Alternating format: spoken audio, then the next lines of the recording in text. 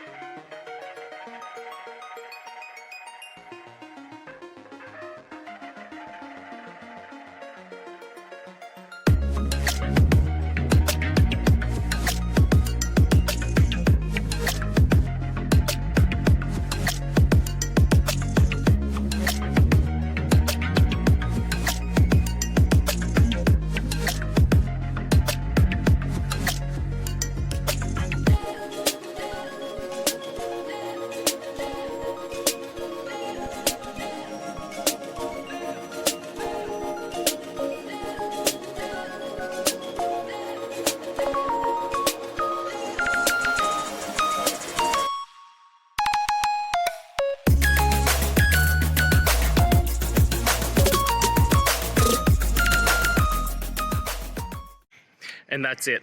I hope that that's helped find the solution that you're looking for. And if it did, please, I'd appreciate it if you hit the subscribe button. Every time you hit it, it really helps. Now, I'll see you next time you need some technical help. And until then, have a good one.